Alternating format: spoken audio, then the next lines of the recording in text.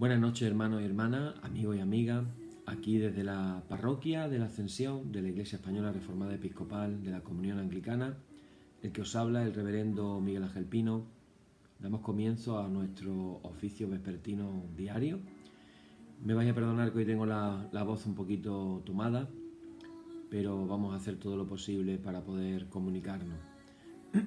Perdón.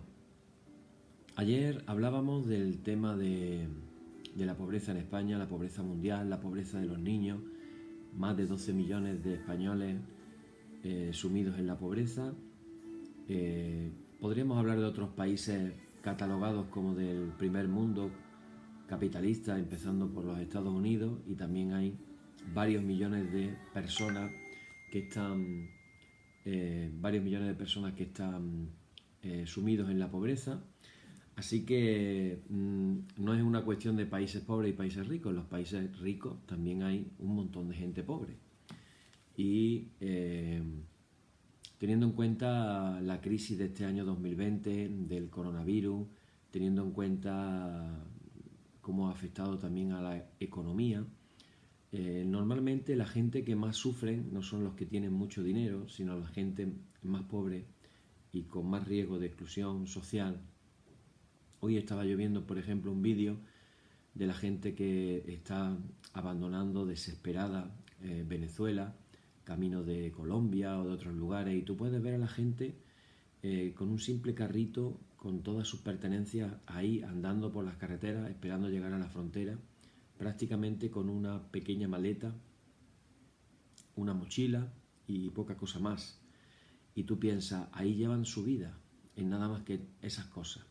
Así que, hermanos, hay tanto sufrimiento y tanto dolor en el mundo que pienso que en esta noche, teniendo en cuenta el tema que estamos compartiendo acerca del mensaje de Jesús, aproximándonos históricamente a su vida, a las cosas que hizo, las cosas que dijo, yo creo que vamos a seguir orando en este sentido, con la esperanza de que pronto las vacunas empiecen a funcionar y siempre, como vengo diciendo estos días de atrás, que mantengamos nuestra prudencia.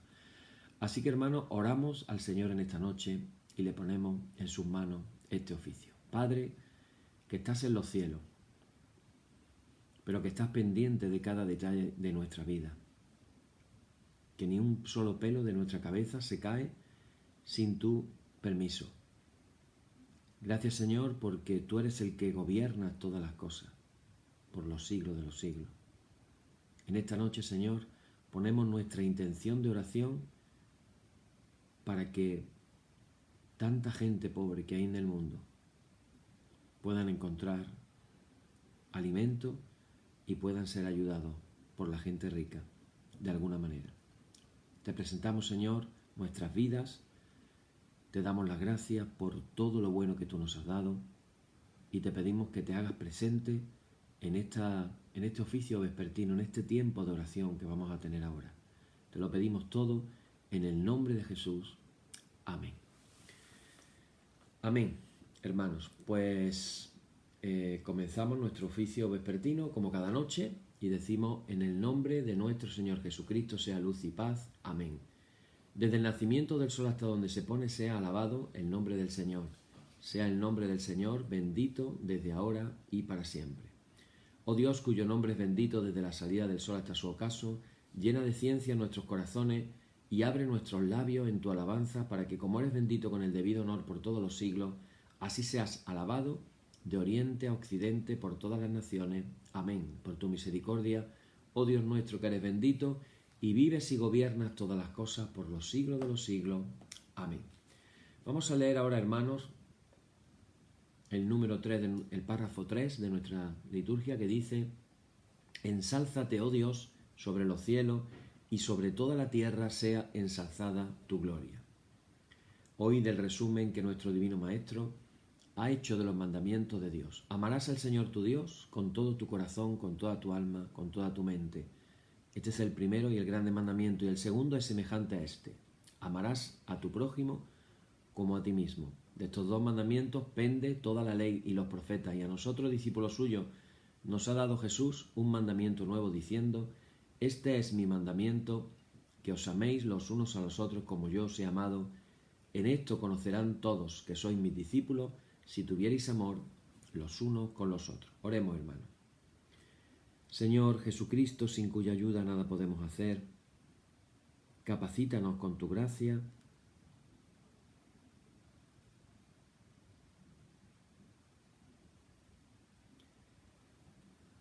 para que podamos llevar mucho fruto y de esa manera demos gloria al Padre Celestial. Amén. Hermanos muy amados, reconociendo con sinceridad cuán lejos estamos de haber cumplido fielmente la voluntad del Señor, nos humillamos en su presencia y con un corazón contrito confesamos todas nuestras culpas y transgresiones, seguros de que Él va a oír nuestra súplica en este momento. Y decimos todos juntos: Padre omnipotente y misericordioso, la confusión y la vergüenza no nos deja levantar nuestro rostro en tu presencia. Por eso, con humildad y dolor de corazón, confesamos que nos hemos desviado de tu sendero y como ovejas perdidas hemos andado descarriados fuera de tus caminos. Hemos seguido desordenadamente las intenciones y deseos de nuestro propio corazón. Hemos roto tus santos mandamientos.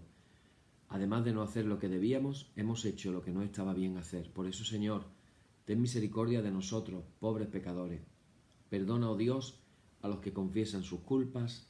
Restaura a los que se arrepienten según tus promesas declaradas a toda la humanidad en Jesucristo nuestro Señor. Amén.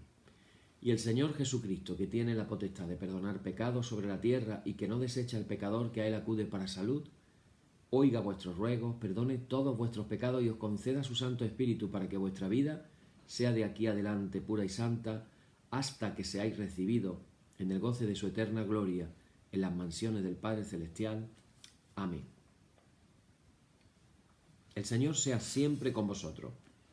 Decimos nuestra lauda del tiempo de Adviento que dice: Hosana, bendito el que viene en el nombre del Señor, bendito el reino de nuestro Padre David, aleluya. Hosana al Hijo de David, hosana en las alturas. Gloria y honor al Padre y al Hijo y al Espíritu Santo por los siglos de los siglos. Amén. Señor, abre nuestros labios y nuestra boca anunciará tu alabanza. Y vamos a leer un salmo que en nuestras Biblias lo podemos encontrar en el número 138, Salmo 138, que dice así. Es un salmo muy bonito. Casualmente de David. Yo no sé qué me pasa, que cada vez que digo un salmo muy bonito y después miro de quién es, resulta que es de David. Será casualidad, pero parece que lo hago aposta, pero no es verdad. Te alabaré con todo mi corazón delante de los dioses. Te cantaré salmo. Me postraré hacia tu santo templo y alabaré tu nombre por tu misericordia y tu fidelidad. Porque has engrandecido tu nombre y tu palabra sobre todas las cosas. El día que clamé, me respondiste. Me fortaleciste con vigor en mi alma. Te alabarán, oh Señor, todos los reyes de la tierra, porque han oído los dichos de tu boca, y cantarán de los caminos del Señor, porque la gloria del Señor es grande, porque el Señor es excelso, atiende al humilde, mas al altivo mira de lejos. Si anduviere yo en medio de la angustia, tú me vivificarás. Contra la ira de mis enemigos extenderás tu mano, y me salvará tu diestra. El Señor cumplirá su propósito en mí. Tu misericordia, oh Señor, es para siempre. No desampares la obra de tus manos. Amén. Gloria y honor al Padre y al Hijo y al Espíritu Santo, por los siglos de los siglos. Amén. Como dice el Salmo, el Señor es excelso, atiende al humilde y al altivo lo mira de lejos. Bueno, pues precisamente de ese tema estamos hablando, ¿verdad? Ayer hablamos la primera parte de la idea de Jesús como el defensor de los últimos. Jesús que defiende a los últimos. Y ayer decíamos acerca de la parábola del rico y de Lázaro y las conclusiones que fuimos sacando y llegábamos a este principio de esta parte que vamos a compartir en esta noche. Decíamos, en una sociedad donde hay gente que vive hundida en el hambre o la miseria, podríamos decir, ¿existe gente así en España? ¿Hundida en el hambre o la miseria? ¿Existe así gente? Y decíamos en la introducción, solo hay una disyuntiva. Y aquí me perdonáis la expresión, un poquito fuerte. la disyuntiva es: o se vive como imbéciles, indiferentes al sufrimiento de los demás, o se nos despierta el corazón para mover las manos, para ayudar a esos necesitados. Y así lo siente Jesús. Los ricos que viven olvidados de los sufrimientos de los pobres, explotando a los débiles y disfrutando de un bienestar realmente, un bienestar egoísta, disfrutando de placeres sin pensar en nadie más. Me estoy acordando de lo que decíamos ayer del rico. No echaba cuenta de que había un mendigo muriéndose, lamiéndose las llagas, los perros. Nunca se le ocurrió salir a la puerta y tener un acto de misericordia con ese pobre. Sin embargo, luego cuando estaba en el Seol lo veía desde lejos, en el seno de Abraham, y quería que le ayudara a ese pobre. Pero cuando estaba en vida, no. Entonces, la manera en cómo ve Jesús a los ricos es persona insensata realmente. Para Jesús, la vida de los ricos que viven así realmente es un fracaso. La idea de que un rico pueda entrar en el reino de Dios, Jesús la plantea casi desde la imposibilidad, y además la plantea de una manera ridícula cuando dice: es más fácil que un camello pase por el ojo de una aguja que el que un rico entre en el reino de Dios. Es que es más claro el agua. En el reino de Dios no puede haber ricos viviendo a costa de los pobres. Es absurdo imaginar que cuando por fin se cumplan los deseos de Dios, resulta de que en ese mundo nuevo, en esa tierra y cielos nuevos, nos encontremos que siga habiendo poderosos oprimiendo a los débiles. ¿Te imaginas? ¿Te lo puedes imaginar? Así que la tragedia de los ricos consiste en que su bienestar, junto a los que pasan hambre, es incompatible con el reino de Dios, que quiere ver a todos sus hijos e hijas disfrutando, recordar estas palabras, de una vida digna y una vida justa. De ahí el grito de Jesús: no se puede servir a Dios y al dinero. Y cuando habla del dinero, habla de un ídolo, el ídolo Mamón, que suena también es una palabra fea en castellano, pero así se llamaba el ídolo. No sabemos si la palabrota nuestra, a lo mejor si nos paramos a mirar tiempo hacia atrás, pues resulta que la hemos tomado de este mismo ídolo, posiblemente. Ahí vemos esas palabras que tuvieron que ser realmente explosivas de Jesús. Dios y el dinero son como dos señores que están enfrentados entre sí. No es posible ser esclavo del dinero, vivir acumulando monedas de oro y de plata para asegurarse el propio bienestar y al mismo tiempo pretender entrar en la dinámica del reino de Dios, que busca una vida justa y fraterna para todos. Jesús nos lo plantea: o sirves a uno o sirves al otro. Es decir, hay que escoger. Así lo plantea Jesús. Jesús no alimenta, sin embargo, en los pobres algo así como una sed de venganza contra los ricos. Se limita a predecir su futuro. En el reino de Dios no hay sitio para ellos. Si no cambian, son unos imbéciles. Esa es la palabra que utiliza Jesús. Lo dijo de manera clara en una parábola, llamada tradicionalmente la parábola del rico insensato. Vamos a leerla, a ver qué dice. Dice: los campos de cierto hombre rico dieron mucho fruto y pensaba entre sí, diciendo: ¿qué haré? Pues no tengo donde almacenar mi cosecha. Y dijo: voy a hacer esto, voy a demoler mi granero, edificaré otros más grandes, reuniré allí todo mi trigo y mis bienes y diré a mi alma: alma, tienes muchos bienes en reserva para muchos años, descansa, come, bebe, banquetea. Pero Dios le dijo: necio, esta misma noche te reclamarán el alma las cosas que preparaste. ¿Para quién será? ¿Os acordáis de esta parábola? La parábola del rico insensato. Y estamos hablando de un rico terrateniente, propietario de grandes extensiones de tierra, que se ve sorprendido por una cosecha que supera todas sus expectativas. El rendimiento de su campo ha sido tan espectacular que los graneros que él tenía se le han quedado pequeños, para poder almacenar el grano y los demás productos que también cosechan. Se trata de un hecho extraño porque lo normal era que los grandes terratenientes poseían, eso sí, los graneros, almacenes, que calculaban bien para poder guardar sus cosechas. ¿Qué haré?, dice este hombre, se pregunta el rico, ante ese inesperado problema. Es la pregunta que se hacen también los oyentes de Jesús cuando lo están escuchando. Los oyentes cuando Jesús dice, ¿qué haré? Todos estarían diciendo, ¿qué hará? ¿Qué hará? Una cosecha tan desmesurada en el ambiente de la época es como una especie de milagro. De hecho, una bendición de Dios. Recordad que en el Antiguo Testamento todo lo que era algo bueno era una bendición de Dios. Una gran cosecha no puede ser otra cosa que una bendición.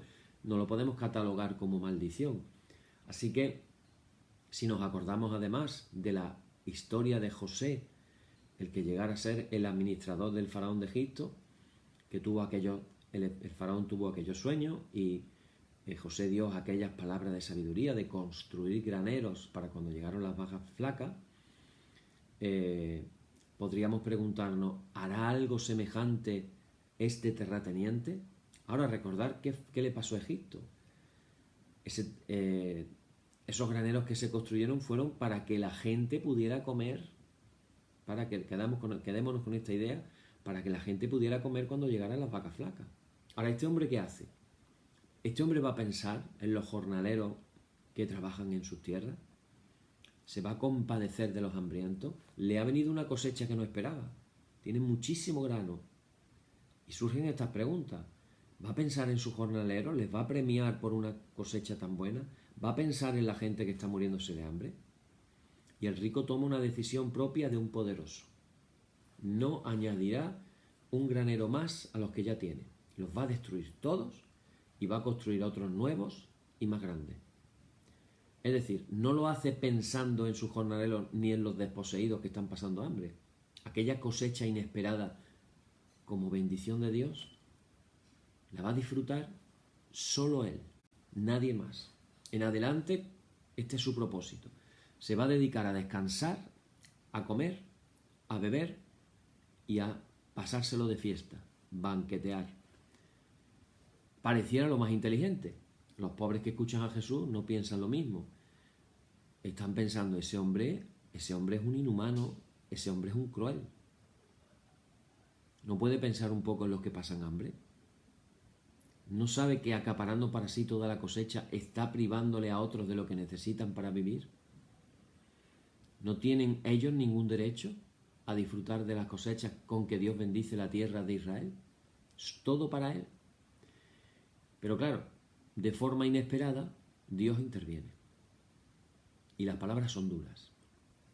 Aquel rico no va a disfrutar de sus bienes. Morirá esa misma noche durante el sueño. Su actuación es propia de un necio que ignora a Dios, olvidándose de los seres humanos. Jesús va a concluir esta parábola con una interrogante final que plantea Dios mismo y al que los oyentes tienen que responder. Todos aquellos productos almacenados por el rico, la pregunta del millón, ¿para quién serán? ¿Quién se los va a quedar?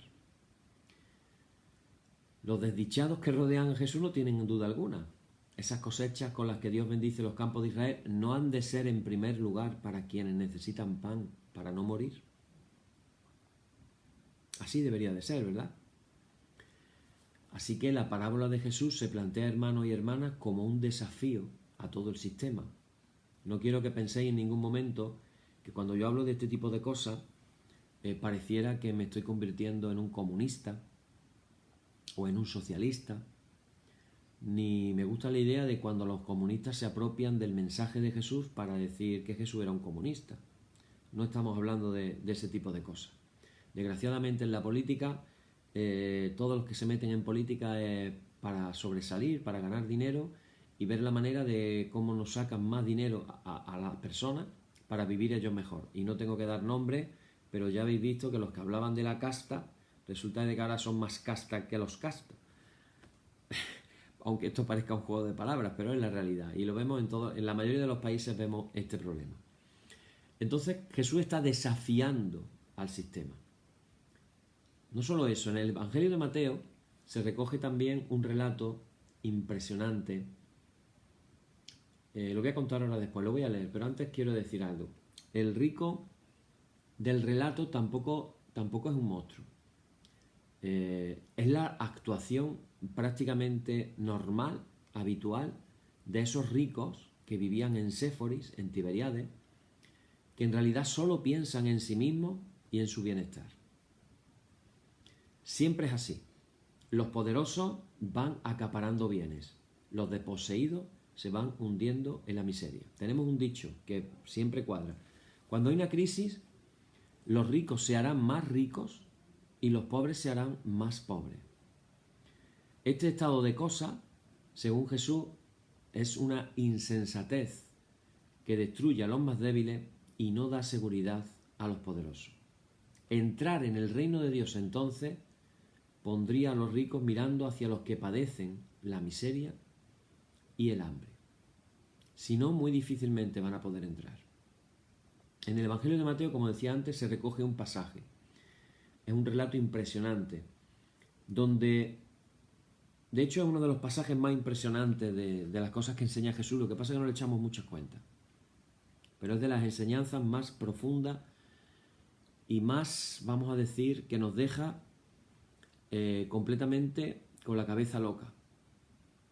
Porque nos rompe todos los esquemas, hermano. Es un pasaje tremendo, sobrecogedor, impresionante. En ese pasaje se habla de la ayuda a los necesitados como el criterio que decidirá la suerte final de todos. Es una narración en la que se combina una descripción grandiosa del juicio de Dios a todas las naciones reunidas ante su rey, pero al mismo tiempo es una sencilla escena pastoril que se repetía todos los días al atardecer, cuando los pastores recogían su rebaño. Eso pasaba todos los días, cuando los pastores, repito, ahora después lo voy a explicar, recogían su rebaño. Pero en la manera en que Jesús lo contó, más de uno se quedó pensando seguro. Y ojalá que hoy nos quedemos pensando más de uno también. Lo voy a leer, como digo, en una versión más moderna. Cuando el Hijo del Hombre venga en su gloria, acompañado de todos sus ángeles, entonces se sentará en el trono de gloria. Serán congregadas delante de él todas las naciones, y él separará a los unos de los otros, como el pastor separa las ovejas de los cabritos. Pondrá las ovejas a su derecha y los cabritos a su izquierda. Entonces dirá el rey a los de su derecha: venid, benditos de mi Padre, recibid la herencia del reino preparado para vosotros desde la creación del mundo. Porque tuve hambre y me disteis de comer, tuve sed y me disteis de beber, era forastero y me acogisteis, estaba desnudo y me vestisteis, enfermo y me visitasteis, en la cárcel y vinisteis a verme. Entonces los justos responderán: Señor, ¿cuándo te vimos hambriento y te dimos de comer, o sediento y te dimos de beber? ¿Cuándo te vimos forastero y te acogimos, o desnudo y te vestimos? ¿Cuándo te vimos enfermo o en la cárcel y fuimos a verte? Y el rey les dirá: en verdad os digo que cuando hicisteis a uno de estos hermanos míos más pequeños, a mí me lo hicisteis. Entonces dirá también a los de su izquierda: apartaos de mí, malditos, id al fuego eterno preparado para el diablo y sus ángeles. Porque tuve hambre y no me disteis de comer, tuve sed y no me disteis de beber, era forastero y no me acogisteis, estaba desnudo y no me vestisteis, enfermo y en la cárcel y no me visitasteis. Entonces dirán también estos: Señor, ¿cuándo te vimos hambriento o sediento, o forastero o desnudo, o enfermo o en la cárcel y no te asistimos? Y él entonces le responderá: en verdad os digo que cuando dejasteis de hacer con uno de estos más pequeños, también conmigo dejasteis de hacerlo. E irán estos a un castigo eterno y los justos a una vida eterna. Castigo eterno, vida eterna. Estamos ante una escena impresionante, grandiosa. El Hijo del Hombre llega como rey con un cortejo grandioso acompañado de todos sus ángeles. ¿Tú te imaginas cuántos ángeles son? Millones de ángeles. Y no dice que viene con muchos ángeles, dice que viene con todos. Esa escena tiene que ser impresionante. Así que tú no te preocupes, que el día que venga el Hijo del Hombre, si estamos vivos todavía, ojalá que sea así, porque para señal de que venga pronto, nos vamos a enterar rápido. No te preocupes tú, que nos vamos a enterar. Millones de ángeles. Tremendo, ¿verdad? Sentado en su trono de gloria. Y ante él la asamblea de todas las naciones. El momento de la verdad. Allí están gente de todas las razas, de todos los pueblos, de todas las culturas, de todas las religiones, generaciones de todos los tiempos. Allí estamos todos. Todos los habitantes del orbe Israel y los pueblos gentiles escuchando el veredicto final. El rey comienza. Y comienza separando en dos grupos, como lo hacían los pastores con su rebaño. ¿Cómo lo hace? Yo me imagino que si ha venido con los millones de ángeles, y los ángeles tienen tal poder, pues simplemente nos pueden coger de un pelo y decir, tú ven para acá para la derecha, tú ven para acá para la izquierda, y van poniendo a cada uno en su sitio. Lo terrible de esta escena, hermano, es que no va a haber oportunidad, ya no va a haber oportunidad de marcha atrás. Ya no vas a poder decir, espera, que ahora que es que... No, ya te van a poner a la derecha o te van a poner a la izquierda. ¿Qué hacían esos pastores con su rebaño en los tiempos de Jesús? Ponían las ovejas a un lado para dejarlas al fresco durante la noche, pues así les iba mejor. Pero a las cabras las ponían en otro lado para cobijarlas en el interior porque el frío de la noche no les hacía bien. El rey y pastor de todos los pueblos va a tener con cada grupo un diálogo esclarecedor. Separa un grupo aquí, separa otro grupo aquí, y al primer grupo le va a invitar a que se acerquen. Venid, benditos de mi Padre. Hombres y mujeres que, ojalá estemos todos ahí, recibiremos la bendición de Dios para heredar el reino preparado para ellos desde la fundación del mundo.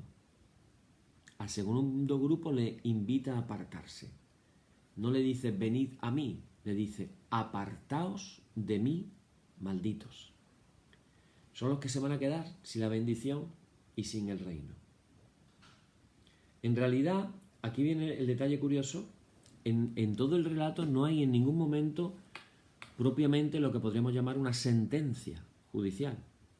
Cada grupo se dirige hacia el lugar que ha escogido. Los que han orientado su vida hacia el amor y la misericordia terminan en el reino del amor y la misericordia de Dios. Los que han excluido de su vida a los necesitados y se autoexcluyen del reino de Dios, donde solo hay acogida y amor. El criterio entonces para separar a los dos grupos está claro y es preciso. Unos han reaccionado con compasión ante los necesitados, los otros han vivido indiferentes a su sufrimiento. El rey habla de 6 situaciones de necesidad. Habla de necesidades básicas y fundamentales. No está hablando de casos irreales, no. Son situaciones que todos conocen, que se dan en todos los pueblos, en todos los tiempos. En todas partes, hermanos y hermanas, en todas partes hay hambrientos y sedientos, inmigrantes y desnudos, enfermos y encarcelados. No se dicen en el relato grandes palabras. No se habla de justicia y solidaridad, sino de comida, de ropa, de algo de beber, de un techo para resguardarse. No se habla tampoco de amor, ni siquiera, sino de cosas tan concretas como dar, acoger, visitar, acudir. Entonces lo decisivo no es ni siquiera un amor teórico, sino la compasión que ayuda al necesitado. Ese es el punto. La compasión que ayuda al necesitado. Claro, la sorpresa se produce cuando el rey asegura: cuando hicisteis a uno de estos hermanos míos más pequeños, a mí me lo hicisteis. El primer grupo, que son los justos, los benditos del Padre, se quedan asombrados. Nunca han visto al rey en estas gentes hambrientas, enfermas, encarceladas. Ellos habían pensado solo en su sufrimiento, en nada más. No habían visto en ellas a Jesús. La extrañeza también es compartida por el segundo grupo, porque ni se les había pasado por la cabeza que podían estar, con su actitud, desatendiendo al rey. Pero este se reafirma en lo dicho.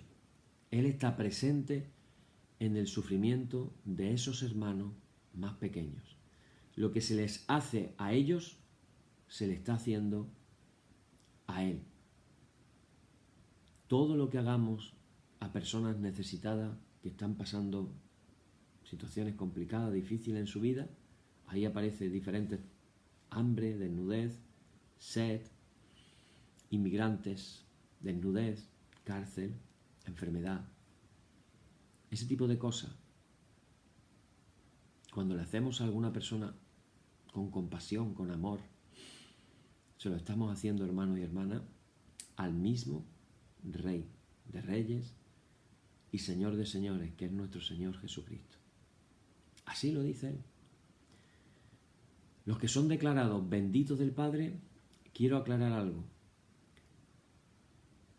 No han sido declarados, hermanos y hermanas, benditos del Padre por su forma de actuar religiosa.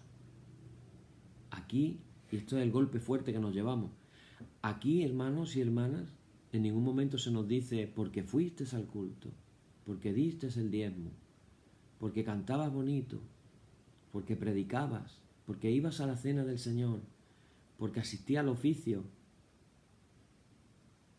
Nada de eso aparece por ningún lugar. Lo que aparece, hermanos, es la compasión. Quedémonos con esa palabra: compasión. Compasión. Jesús, todo lo que hizo, lo hizo por compasión. Lo hizo por amor.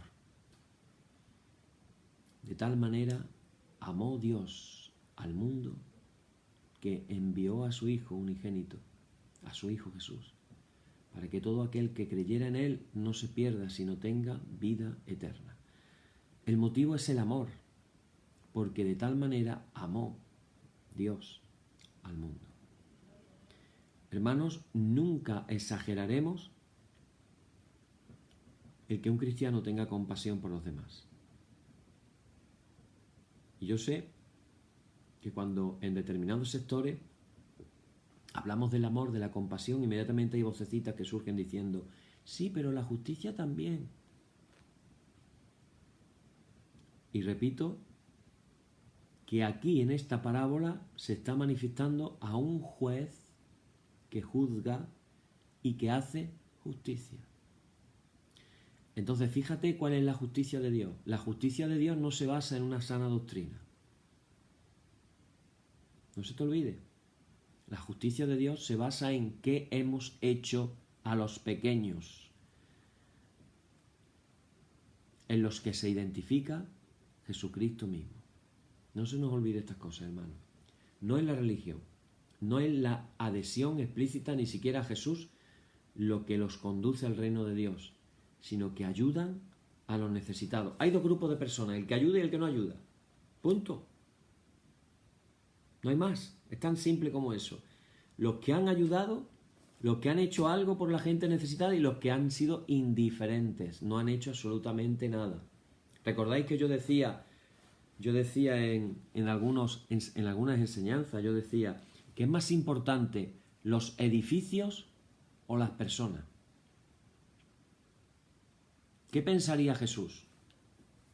Y esto me recuerda cuando hablábamos precisamente de esa escena en la que estaban los discípulos mirando el templo y se lo dicen a Jesús: Jesús, fíjate, qué maravilla. Y Jesús los mira y le dice: no va a quedar piedra sobre piedra. Fijaros qué curioso. El templo de Jerusalén, con todo su esplendor, no quedó piedra sobre piedra. Pero un pequeño de pequeño grupo de apenas 120 personas, llenas del Espíritu Santo, en la fiesta de Pentecostés, fue más que suficiente para que incluso 2000 años después, hoy estemos hablando de Jesús. La iglesia ha sobrevivido. El templo no quedó piedra sobre piedra. ¿Qué es más importante, hermano? ¿Los edificios o las personas? ¿Cuántos edificios en Europa se están cerrando porque no hay gente? ¿De qué servían los edificios entonces? Cuando una iglesia se centra en comprar edificios y no se centra en tener compasión de las personas, es una iglesia que está abocada a cerrarse, al declive. Y Jesús hoy nos lo está diciendo. Los que han hecho algo, a la derecha. Y los que han sido indiferentes, a la izquierda. Si esto se aplica a la vida de los discípulos, cuánto más a la vida de los pastores.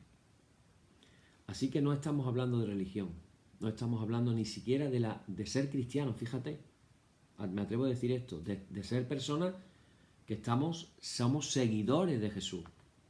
Lo que conduce al reino de Dios es ayudar, que los seguidores de Jesús ayuden a los necesitados.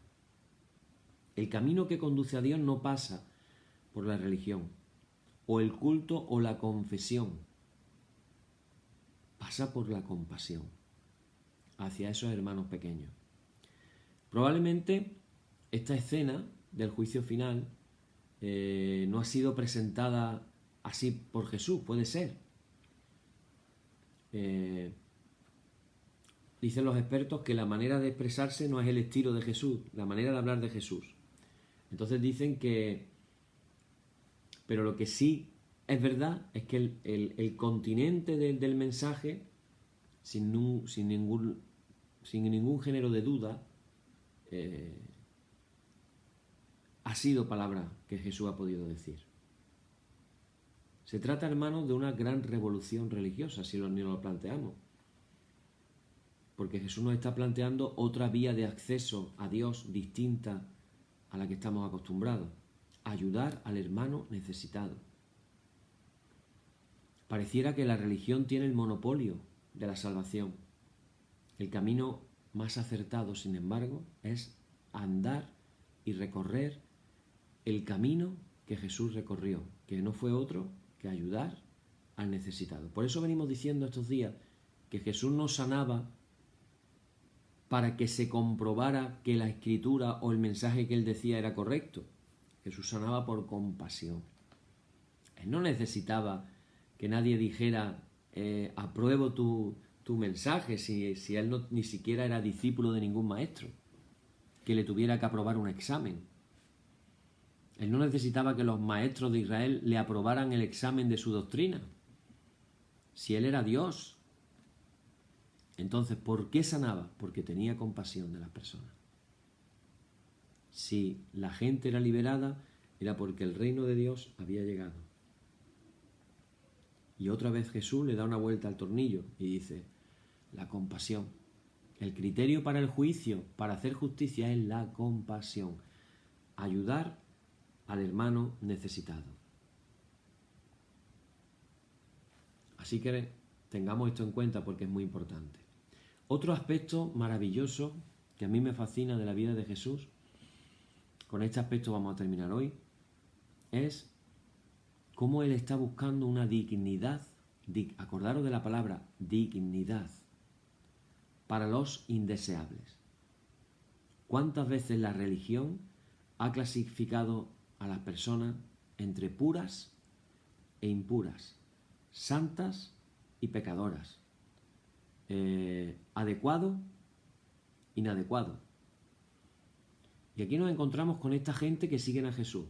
Estábamos hablando el otro día de los indigentes, ese estrato más bajo de Galilea, que no solamente es que no carecen de todo, no solamente son tan pobres que no tienen nada, sino que además están condenados a vivir, esto es un aspecto que a lo mejor nunca hemos tenido en cuenta, están condenados a vivir en la vergüenza.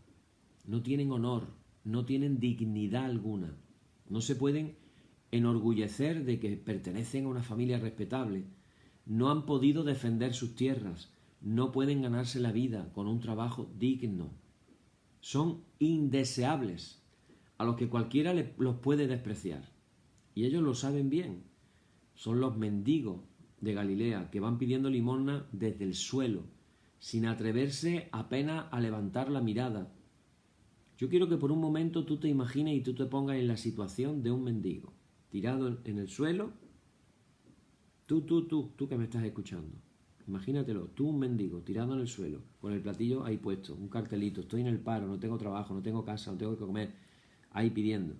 Y yo sé que algunos ahora estarán pensando, sí, pero es que hay algunos que son muy caraduras, que lo tienen como una profesión, que ganan no sé cuánto dinero al día. Olvídate de eso, piensa en los de verdad, que los hay. Y en aquella época de Jesús eran miles. Y ahí están, con la cabeza que no la pueden levantar, de la vergüenza, de la indignidad en la que están viviendo permanentemente. Imagínate esas prostitutas para poder sobrevivir,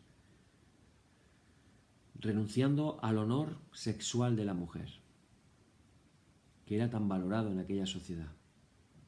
Una vez perdido el honor, estos hombres y mujeres ya no lo recuperarían jamás. El destino de ellos era vivir degradados. No son nadie. De hecho, si desaparecieran, nadie les echaría de menos. Esa es la situación de esa gente. Deshonor, indignidad, que se agrava todavía más por ese sistema que había de pureza vigente, que todavía discriminaba más, de una manera más terrible, los diversos sectores de la sociedad judía. Acordaros, desde la invasión de la cultura helénica que impulsó Alejandro Magno, aquel pequeño pueblo se había visto obligado a defender su identidad con toda su fuerza.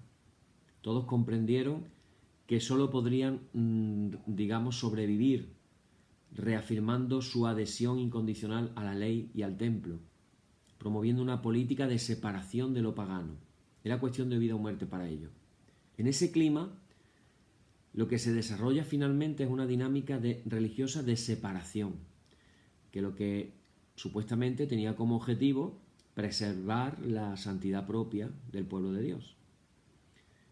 Es decir, el templo de Yahvé, el lugar santo por excelencia, debía de ser protegido de toda contaminación, excluyendo de su recinto sagrado a los gentiles y a los impuros. La observancia estricta de la ley era el mejor medio para vivir en la tierra santa de Dios, sin dejarse asimilar por cualquier cultura extraña, como por ejemplo la de los griegos que promovía Alejandro Magno. En consecuencia, ahí es que se hace un énfasis desmedido en el cumplimiento del sábado, que era la principal seña de identidad de Israel en medio de los pueblos del imperio. Se prohíbe, aquí viene el punto, se prohíbe estrictamente que haya un matrimonio con mujeres extranjeras. Se apremió el pago de diezmos y las primicias.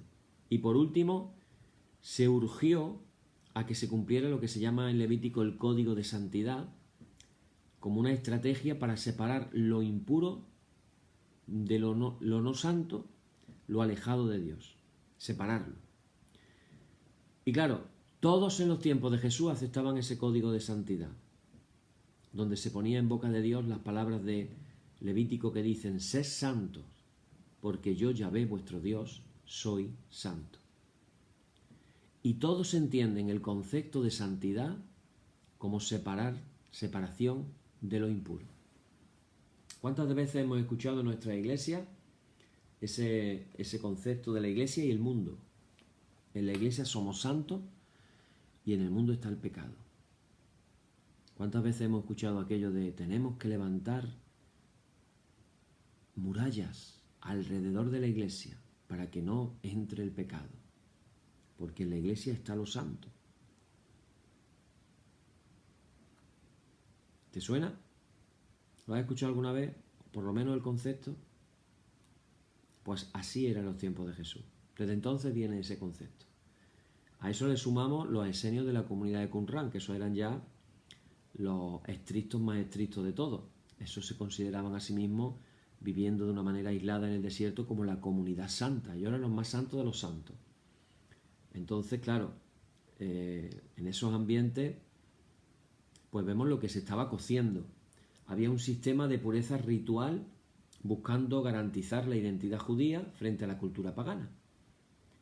Pero, aquí viene el pero todo esto que parecía que lo que buscaba era la santidad, la identidad judía, finalmente tuvo otro resultado que fue inesperado, que fue ni más ni menos que el endurecimiento de las diferencias y de las discriminaciones dentro del mismo pueblo. Es decir, por nacimiento, los sacerdotes y los levitas poseían un rango de santidad superior al del pueblo. Así que los que observaban el código de santidad gozaban de mayor dignidad que los impuros.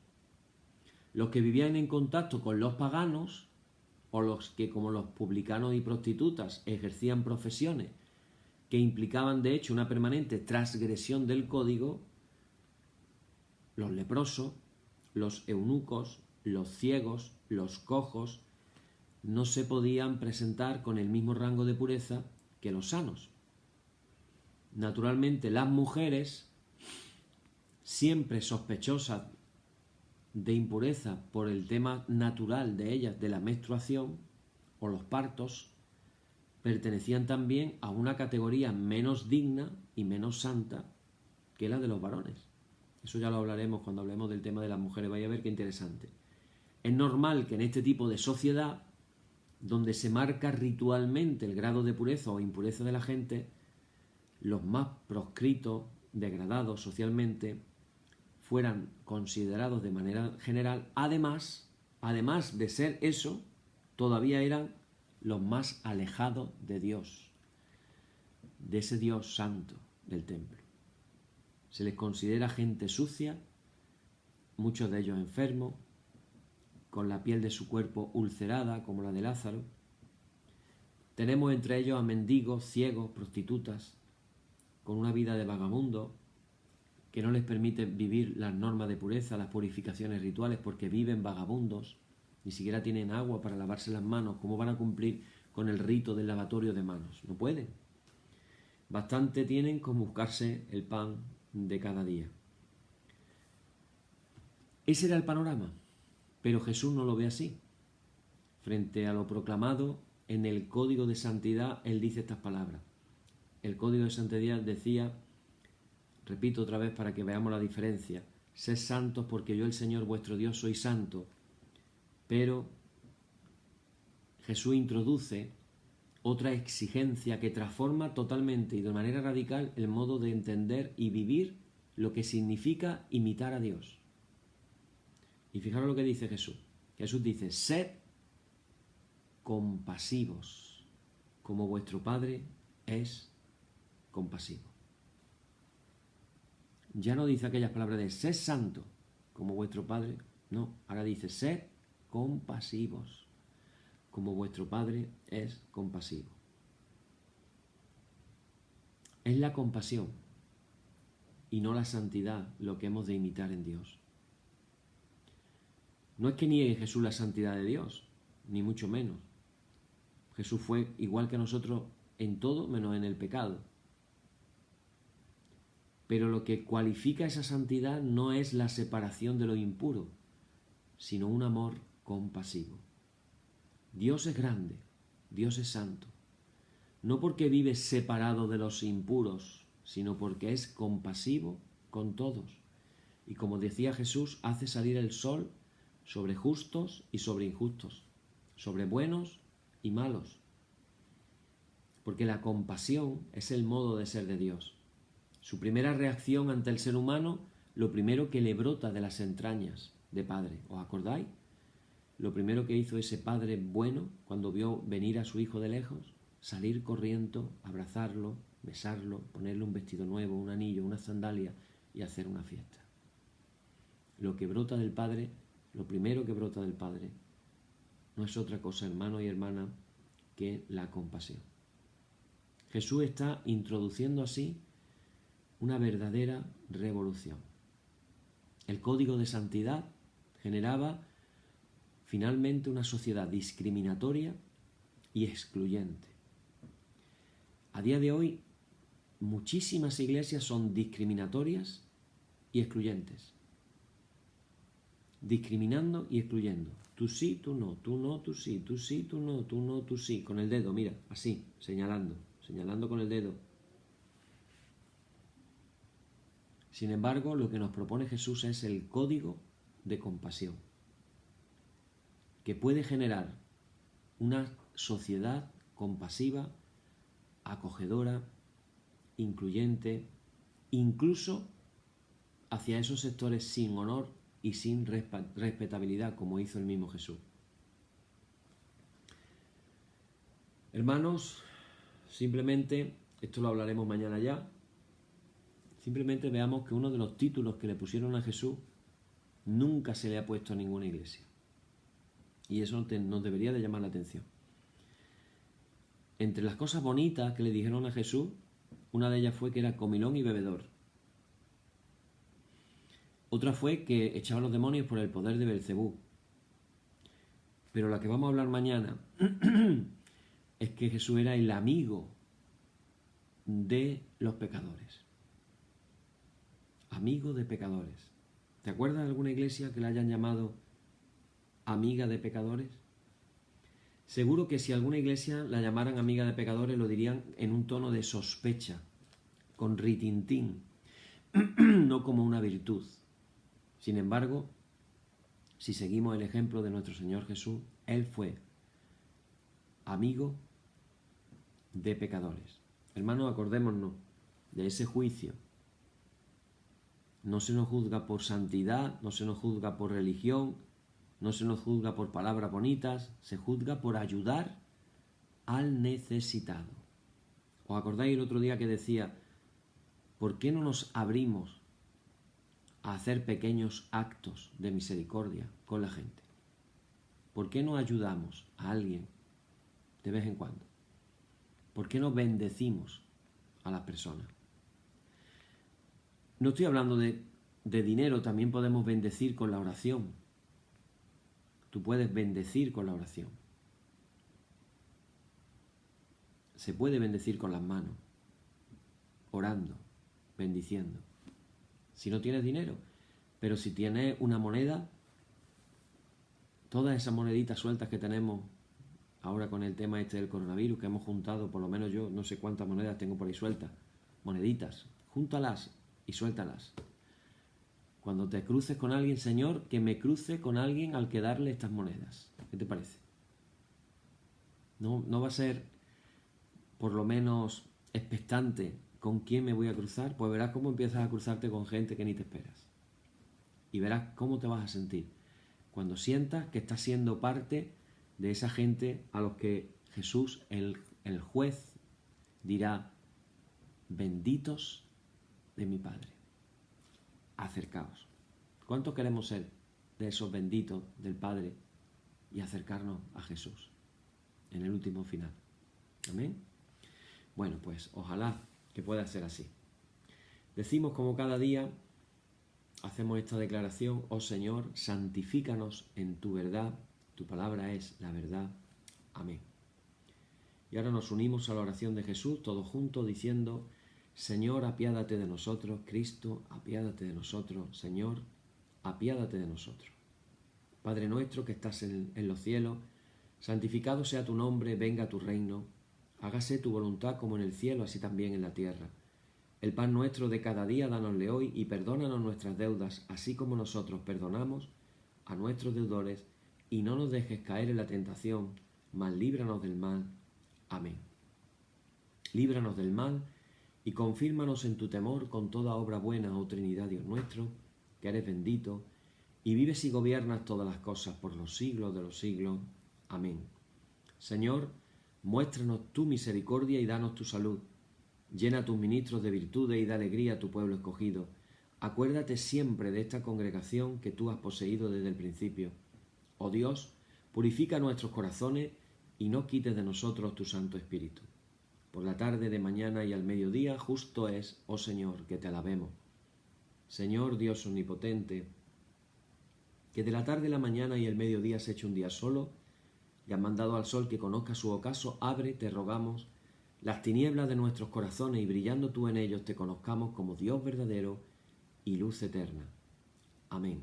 Por tu misericordia, oh Dios nuestro, que eres bendito y vives y gobiernas todas las cosas por los siglos de los siglos. Amén. Hermanos y hermanas, en el nombre de Jesucristo nuestro Señor, terminemos con paz, gracias sean dadas a Dios. Amén. Y la paz que al subir a los cielos dejó Jesús a sus discípulos sea siempre con vosotros en toda su plenitud, y la bendición de Dios el Padre Omnipotente y del Hijo y del Espíritu Santo descienda sobre vosotros y more en vosotros eternamente. Amén. Bien, hermanos, pues hasta aquí llegamos hoy. Mañana continuamos. Va a ser la tercera parte de este estudio que habla de Jesús, el que defiende a los últimos. ¿Seremos nosotros como Jesús defendiendo también a los últimos o nos dedicaremos a criticar a los últimos? Ojalá que todos tomemos la feliz decisión de parecernos a Jesús, de querer ser como Él.